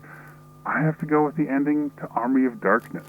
It's fun, it's memorable, it fully embraces what turn that series took, what turn Sam Raimi took when he got some big studio money behind the Evil Dead franchise. But, I mean, hail to the king, baby. How can you not love that as an ending to a horror movie? And that was the second one they wrote and filmed, too. Like, the original, they had to change it at the last minute. As one of the best lines of all. Yeah. This is my boomstick! Shop smart. Shop S smart. I got to give it up to Cabin in the Woods, too, from, like, the moment they released the monsters. It's one of those where, like, oh, of course they were going to release all the monsters. Like, how could they not? To, like, the mermaid to the final image. Great ending. And, I mean, we have to acknowledge the mist. I don't know if I like it, but yeah. Do we have to acknowledge? Do we have it to does something. It does something. It does something. I was so mad. It does something. Yeah. That's my thing. Like, I don't know how I feel about it, but the fact that it makes me feel, I've got. I wasn't like mad in a good way though. No. Well, as we kind of just discussed, all horror movies got to give you the fake out ending. So our discussion of our favorite endings was not the end. We have one more scare or category left. Any fan of horror, we've got our go-tos that we try to make people watch that not enough people have heard about. What are our favorite unsung gem horror films? I'll start. It's so dumb, but I love this movie so much. It is just like, it's so ridiculous. But the filmmakers knew exactly the type of movie they were making. If you like horror comedies at all, I will force you to sit down and watch the Killer Snowman movie, Jack Frost, and tell you to go watch the sequel too. And sequel, yep. It is so funny. Some of the best one-liners. It just, they knew what they were doing and they did it 100%. And it's there's a moment where like the snowman has melted and taken over the body of one of its victims, and it stumbles out of like this building and starts trying to convince people that it's the person it took over, and just like within 5 seconds is like, this plan is not going to work, and it immediately vomits itself up and returns to the snowman. It's like, that's the type of humor I'm here for 100%. All right. I've heard you mention that movie so many times, like in the entirety of the time I've known you, and I still have not seen it. One of these days. Patreon maybe exclusive. We'll do like a bonus for that, yeah. Kathryn. We'll go clockwise now. Oh my gosh. I have a list. Can I give you a list? I mean, yes, I've got a list too, but yes, please. For like newer ones, have you seen the movie Caveat, the Damon McCarthy movie? Damien McCarthy, I think. Caveat is so terrifying. Alan, have you seen this? I have not. We talked about it though. We've talked about it. Yeah, it's an Irish horror film. The plot is very strange in a great way, but there's one scene, I've seen this movie several times now, and there's one scene in particular that is like a master class in terror and just building tension. And I know what's going to happen. And even if the first time you see the movie, you'll know what's going to happen. But you're just like, and then when it happens anyway, you're like, oh my God. Highly recommend Caveat. He has another newer movie also called Oddity that's good. But Caveat in particular, I thought was absolutely brilliant. And then Lake Mungo, I recommend to everybody all the time. I think it's so good. That's another great ending on a film too. And this isn't necessarily a horror film, but it's a zombie film. So I would say One Cut of the Dead is something I recommend to everyone. It's really a love letter to independent filmmaking and to what goes into making an independent horror film and a zombie film. And it's told very cleanly in 3 acts. So you see the zombie film and then you see why they're making it and then you see how they made it. It's not a documentary. It's a Japanese movie called One Cut of the Dead. If anyone here likes Joe Bob Briggs, like I love Joe Bob, he did an episode with One Cut of the Dead. And if you listen to his speech at the end and you like independent filmmaking, I defy you not to cry, because just the passion that these kinds of things are made with, I think, is really moving and special. I'll check it out for sure. Alan.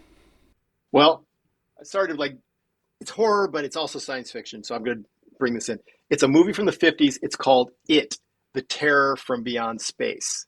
And the reason I love this movie is Alien before Alien, where this creature was accidentally brought on board. And what's great about the movie is that the crew keeps making smart choices to try and kill the alien. And things just keep failing. I mean, like, get rid of the air, try to use fire. I mean, all these, try to use electricity against it. But it's just relentless. But the crew, for a cheap 1950s movie, the crew keeps making the smart choice, but the creature's just that unrelenting and that sort of, it's the xenomorph before the xenomorph.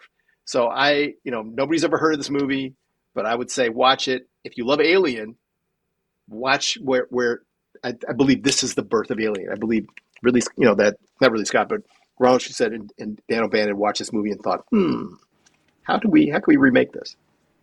You said it's called It, The Terror Beyond Space? The Terror from Beyond Space. The Terror from Beyond Space.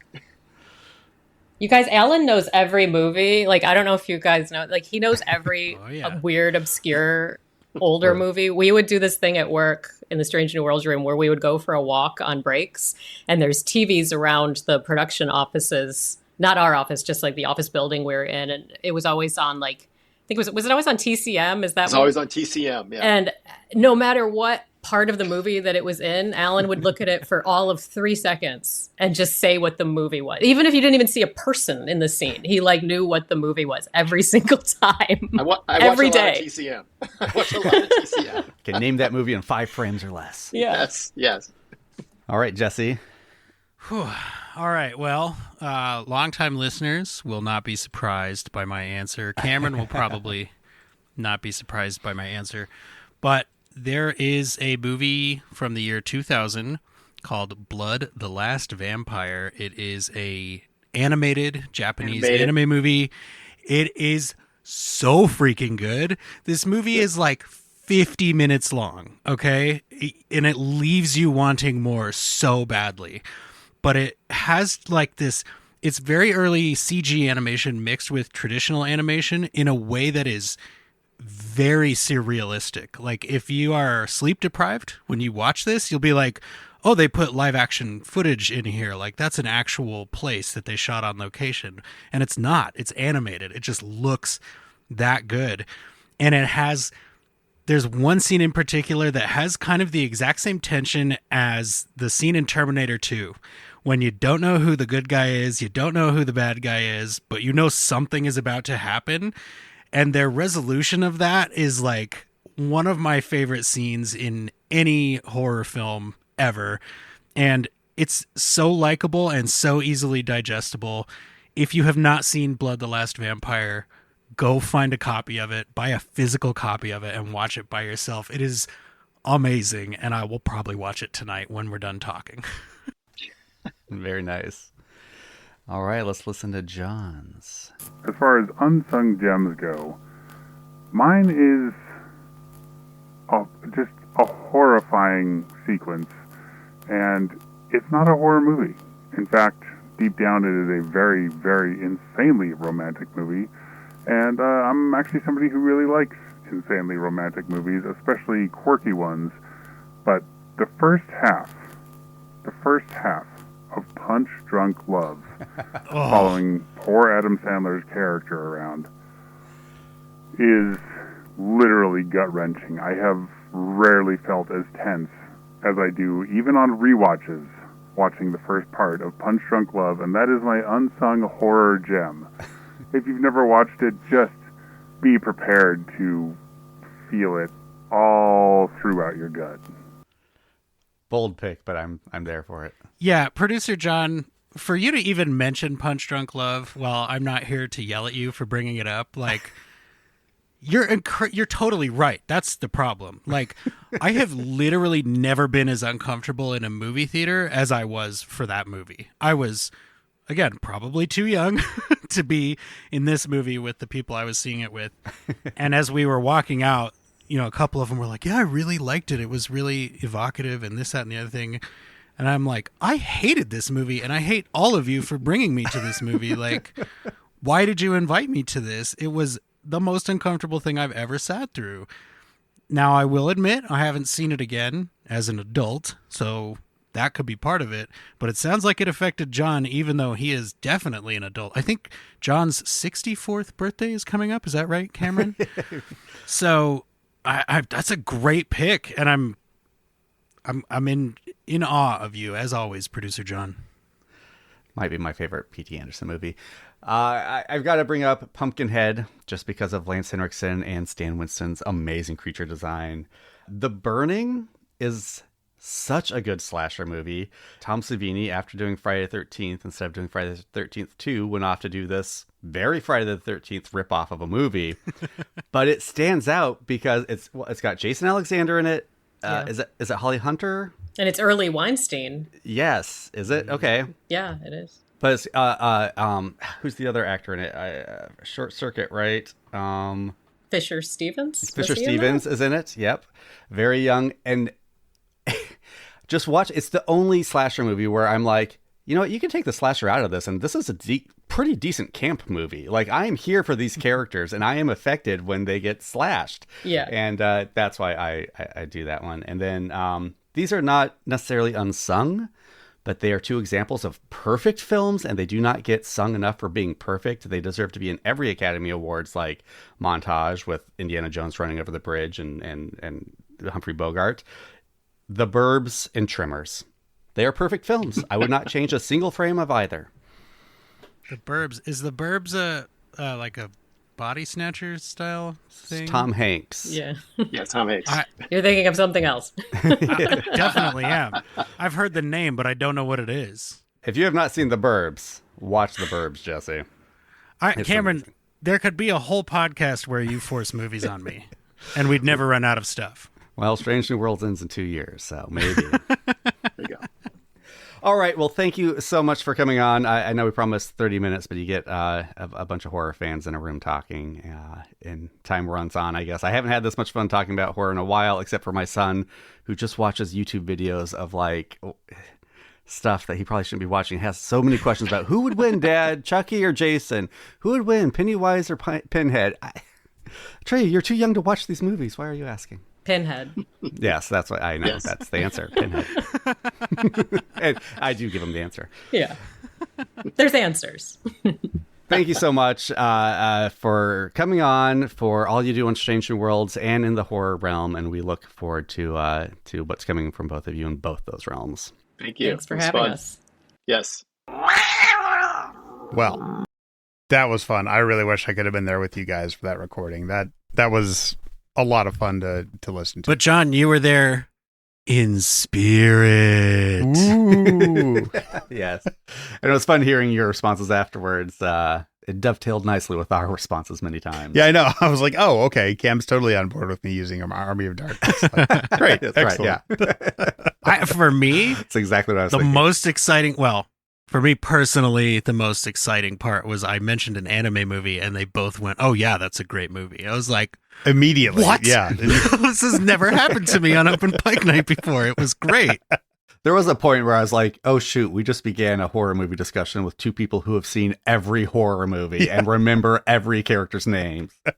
And like most of the scenes with those characters. Listening back to it, I'm like, man, I've got to check out some of these horror movies. I have never seen a good chunk of what they brought up. And what was it? Terror from Beyond Space. Yeah. Gonna have to check that out. Mm-hmm. Alien Before Alien. Well, shall we hear from our last caller here for Catspaw? Let's do it. Sure. All right. Here is Engineer Mark. Engineer Mark here, and we're in TOS land under the Catspaw. There is one thing I really feel on this. The way Star Trek is put together, especially in the original series, it isn't really that great for spooky or horror. It takes a lot to deliver. Catspaw does lean into Halloween with using the typical stereotypes for the season. For me, it doesn't fully carry through and ends up being only imagery for what is the real story. Then it gets into something we really debated in Strange New Worlds. Just by taking a human female form, Sylvia suddenly has all that goes with it, taking on the very male-oriented 60s female tropes, falling for Kirk. Yeah, On the aspects of Halloween, I'd volunteer 3 others from TOS. For fun, it has to be Shore Leave. The costumes, the role play. All that's missing is the actual party. For spooky, Return of the Archons, with how they go from nice to outright insane, and then back and so casually treat the insanity. For horror, maybe That Which Survives, with that woman that can kill with a touch. It even has M'Benga. Well, that's all my thoughts.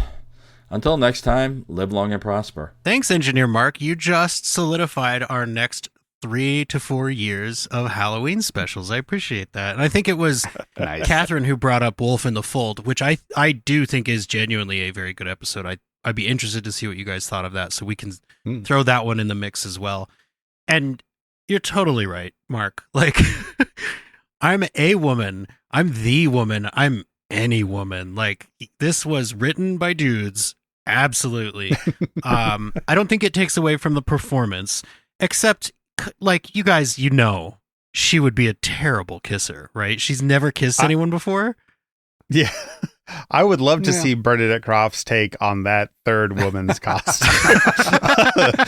Like, props to the way they filmed the episode with like the switching between forms. I'm like, you know what? They did this well with the cutting away, cutting back. Like, it was what you had to do for that. But it's like, yeah, this wasn't cheesy. And then that third costume, like, Kirk, kudos to you for not laughing out loud. That's why that cut is so hard, because he actually did laugh on set, and they were like, "We can't have that." He was not after that. Yeah, and like that little move she does, where it's like shimmy. a quarter of a shimmy to one direction, hold, and then go back. She's like, "That entices you, doesn't it?" It's like, what? No. You clearly have not read the enticement books that we've written as humanity. No, just Kirk being like, I'm going to kiss my way out of the situation. Yeah, it's like, I guess I'll do what I have to do here. You can. It's a great illustrator that Riker is the Kirk of TNG, right? Like, Yes. It's not Picard. But I am glad that Mark brought up M'Benga, because this is a great illustration of how McCoy is the exact opposite of M'Benga in every way. Chiefly among them, absolutely useless in a fight, right? Like, McCoy gets handled. God, guys. I just watched Picard season 1, episode 1, and boy, have the Star Trek fights come a long way from Catspaw to Remembrance. This one was rough. Like, that fight between Sulu and all those fights. My God. Because I saw Sulu, like, knuckle up, and I was like, oh, we're here for it. And I thought it was just the fencing scene. We get another Sulu fight in TOS. Yes, let's go. Oh, we went. Yep. We went kind of nowhere. We kind of stepped in the door and went, you know what? Never mind.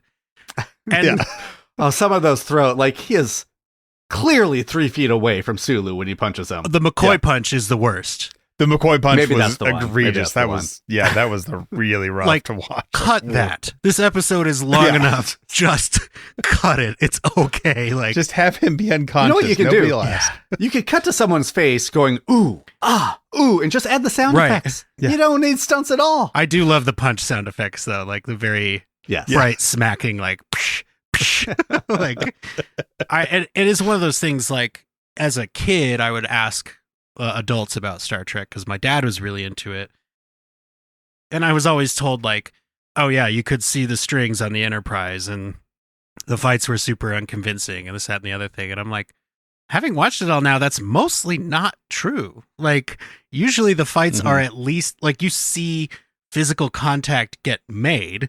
It's just that nobody would ever throw a punch like that, or, this is bad form. But you don't very frequently see Kirk fully miss, like, by 6 or more inches on a punch, and the guy go flying backwards. Like, it's there. There's no way around it. It's in the episode. So 2 things about Kirk. One, poor Scotty. Like, he just gives Scotty an extra unnecessary shove. Like, he just remembered the time he stood up to him on the Farragut or something. Yeah. I don't know why that was there. And then he pronounces the word telekinesis like it's the first time he's ever read that word. I mean, that's how Canadians say telekinesis. But no, you're not wrong. I think the Scotty thing is at least partially justified, because Kirk has to view one of these guys as the biggest threat. And, like, based on the fights we see in this episode, it might be Scotty. Like, but Scotty does get hit so hard that you can very briefly see his Starfleet issued skivvies poking out from under his black Starfleet pants. wow. And I was like, Yeah, that wouldn't happen in Strange New Worlds. Yeah. And so, yeah, then so again, we have established Sylvia can kill with a thought. Mm-hmm. She can transport you anywhere. Like, she has unlimited godlike powers, as Jafar would say. So she turns into a giant scary cat to chase him down? Okay, two things. First of all, it's phenomenal cosmic power. And... Much, thank you. I didn't realize the cat was giant for like the first 10 shots, maybe? Was watching it. My kid was watching. He's like, why are they scared of that cat? And I was like, oh, it's a giant. And he was like, just looked at me like I was insane. It didn't lock in for me until it is shown outside the dungeon door. Yeah. Right? I was like, the way they did it, because they do establish earlier, there's a shot when they're coming in where you see the cat's shadow small and then you see the 3 human-sized shadows. Mm-hmm. Then later on, the cat shadow is the size the human-sized shadows were, and that was how they got away with it without having to, have a giant cat costume. Well, and for me, it was the sound, the meow sound. I was like, the deeper I think it's supposed to be giant now, and then there's a shot of it running down like a little hamster maze. Yes, it's a miniature of the castle, but there's a shot of that. So, literally blink and you'll miss it, or take notes for a podcast and you will miss it. Because the cat immediately pissed all over it after that. Yeah. But I do have to say, along the lines of great performances, whoever that was in that prosthetic cat suit did a really good job. It was very believable as a cat. I was impressed. Jesse, they use cats for TV. What? You can train a cat. Yeah. Okay, well then why did they only use a very sick cat for all the meows? No, that was Donald Duck for the first one. I promise you. If you were blind and watching this, you'd be like, "Why is Donald Duck in Star Trek?" I was not aware there was a Disney crossover with Star Trek.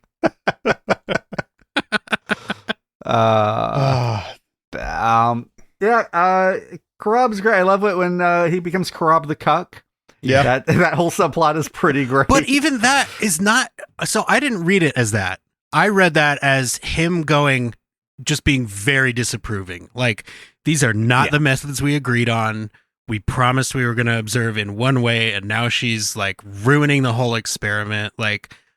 I didn't really get the sense that they were air quotes together so much as they were from the same place. Professionally. These are siblings who got sent on a science fair trip in high school, and the sister just decided to just slut it up, and the brother's like, but this is not what we're supposed to be doing.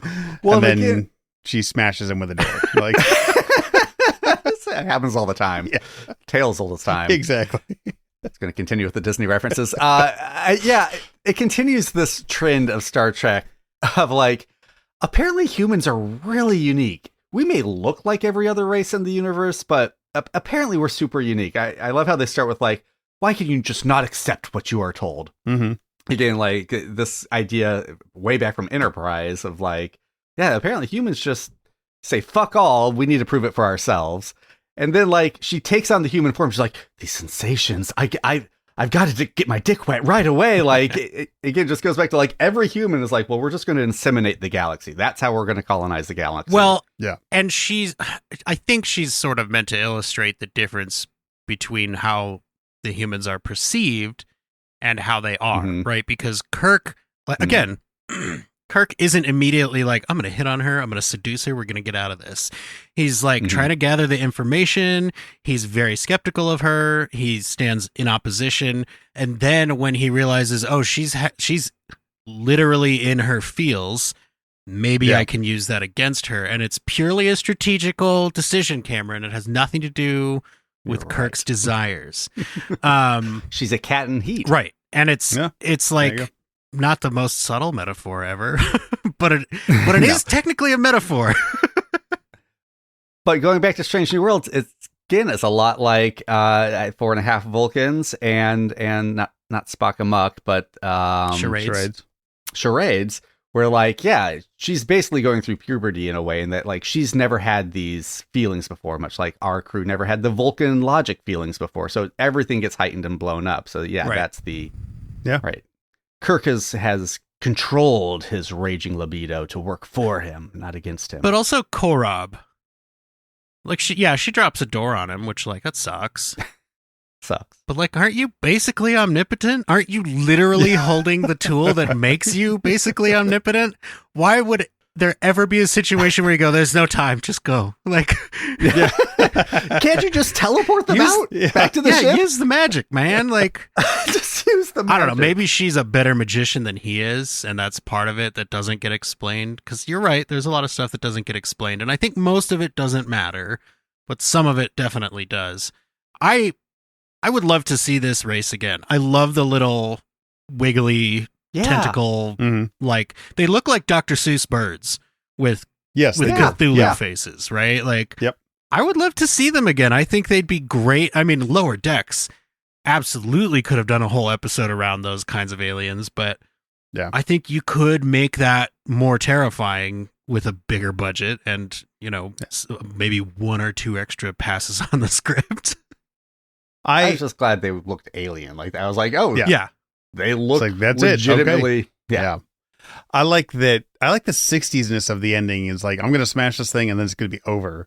Like, and nowadays it'd be smash and we'd get flashbacks to which part of all of this was something that scared kid version of each one of our characters on the planet. Like, oh, this was bits and pieces. Like, yeah, we know that. They told us, like, basically that. Let's like, no, smash, done. You'd see literally a smash cut. And I liked that. I did too. All right, episode over. And you'd see flashbacks to Sylvia on her home planet being admonished for using her magic the wrong way, and Cora trying to temper her more base instincts, that kind of a thing. But the tragedy of their loss. Yeah, this is what if I break it? Well, then the episode is broken, so we have to end it. Like, episode over. And Sulu, congratulations, you didn't say a word. Yeah. I think you're right. I don't know that he said anything. No, I don't think he says he's like, ha, when he posts up on Kirk, and that's it. We paid Chekhov this episode, man. Sorry. Yeah. But like, he gets to keep the wig. Yeah. But again, they know that it's happening, right? Like, the writers are aware this is an abrupt ending. So they're like, how do we soften that blow, remind everybody that Jackson, who they've never seen before this episode, but who was in 4 shots, is definitely dead. We have to remind them of that, and we'll call it there. My last question for this episode is, do you think this is where Hallmark got the idea for Star Trek Christmas ornaments when they put the Enterprise in that little cube and hung it upside down? Like, that, I gotta go check the Hallmark store for this year too. To me, Roddenberry, who we know invented the IDIC symbol so that he could merchandise it, probably watched this cut and went, I've just had a brilliant idea. Merchandising, come on, Paramount. Yeah. We know Paramount is very good at business in general. So we might need to do a Paramount episode at some point this offseason. I feel like it's been building for a few years now, and with everything going on, it might be time. What we should do is see if we can get somebody that was laid off recently as our guest. Yeah, exactly. Like, I think that might actually make for an interesting episode. I know that we don't always rate episodes. We don't always pick a scale. We don't always, compare it to other things. But like, for the two of you, where do you rank this among the TOS episodes you have seen? Is it the worst one? Is it middling? I would assume it's not the best one you've seen, because I know Cam has seen Doomsday Machine, but like, how do you feel about it? Like, are you mad that you had to watch this episode, or you're like, this is part of the charm of TOS? It was kind of creepy when I was turning on Paramount Plus, because I was like, oh shoot, I didn't check what season this Catspaw is in. I'm going to have to like hunt through everything to try to find. Oh, next up, that's kind of creepy. The last episode I'd watched was Doomsday Machine. Cameron's Paramount Plus is haunted, confirmed. That's right. Yep. It's really hard, because there's definitely some TOS episodes I don't love because they're just boring all the way through. And this episode is not. It's very fun for a good portion of it.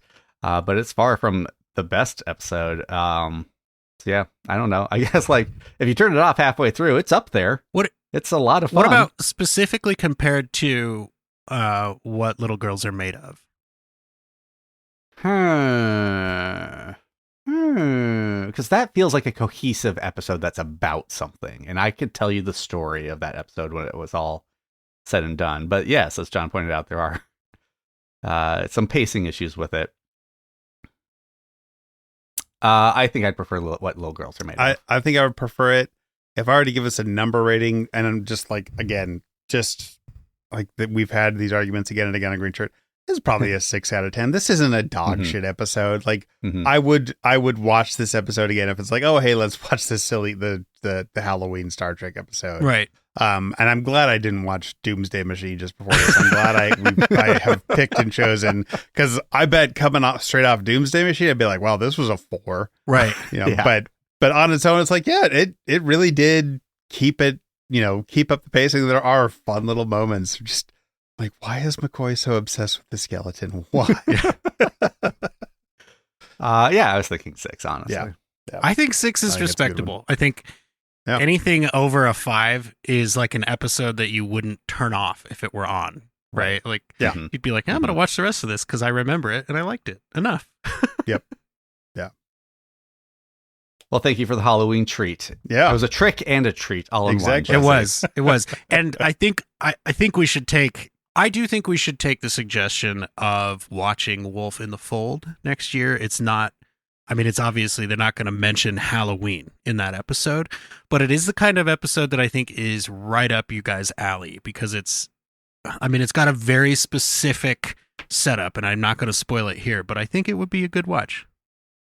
All right. I look forward to it. Yeah. Other things you can look forward to is our Retro Spectacular next week with a very special guest. We could hear from him right now.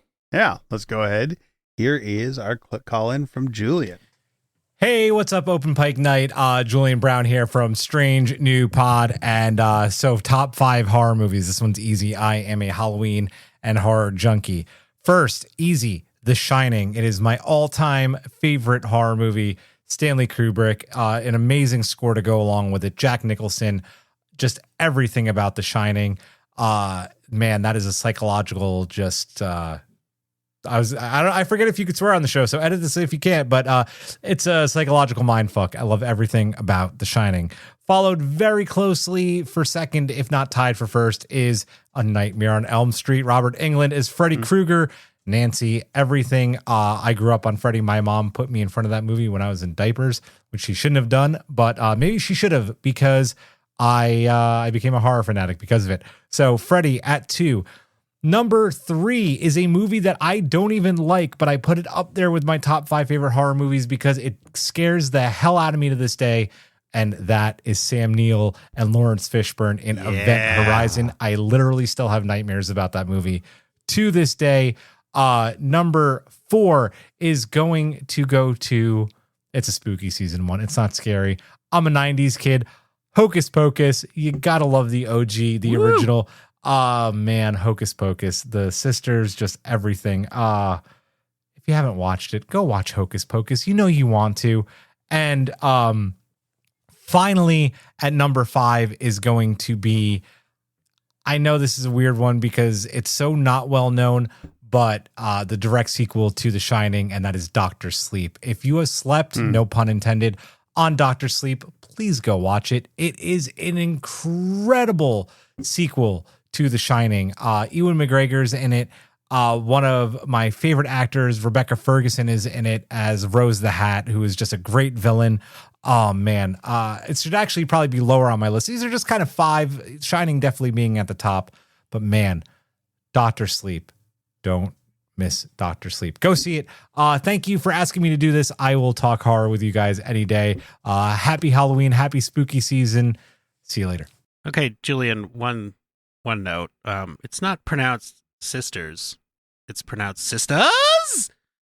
But I have heard repeatedly from folks that are in the horror watching demographic that Dr. Sleep is definitely worth a watch and lives up to what it is meant to. I haven't seen it, but to your point, I have also seen Event Horizon one time ever, and it's the kind of movie that just leaves that impression on you. Like, no, I'll probably not watch it again, but it is still way up at the top of my horror movie echelon because it is effective. I will watch it anytime. Anytime. I bought a DVD player. Yeah. I still remember the first time I ever saw it in the theater. Like, holy shit, this is amazing. So, But thank you. If you want to hear more of Julian's thoughts, not on horror, but on this last season of Strange New Worlds, tune into our retro spectacular next week. It was great hearing his top 5. You know, if you want to know our top 5, listen to last year's Halloween episode. That's where we covered our top 5s. I think Davey Perez had called in with his top 5 horror movies. Mm-hmm. So we try to mix up a little bit every year. So if you're new to the show, definitely go back and listen to that. And Davey was born on Halloween. So, like, that's right. He's an authority. So men should know. Yeah. Exactly. After that, once you've listened to our retrospectacular, we are going to be going back into our regular off-season schedule of releases every other Tuesday. So you won't hear from us quite as much during the off-season, but you'll still hear from us right up until Strange New Worlds Season 4 comes out. But we are lurking around the Discord most days, so if you want to keep in touch, come join our Discord. And fewer episodes doesn't mean that we don't still need your help. So go to openpike.com and record your call. Whenever you see us put out that call to action, it will be on the socials. It will be in the Discord. The show doesn't operate the same way without the callers. So please take this as me very politely begging you not to abandon us. All episode descriptions do now have our email address in there. So if you would rather email a clip in, that is in the show notes on your podcast app of every episode of Open Pike Night. Excellent. Well, it has been a spooky night, and the Open Pike Night crew has to go X-ray that kid's Halloween candy, which never happened in the 80s because they still used film. They were lying to us. So be sure to clean up after yourselves. Be sure to tip your servers into their graves. You can go anywhere you want, but you won't stay alive. We'll be back. We always come back.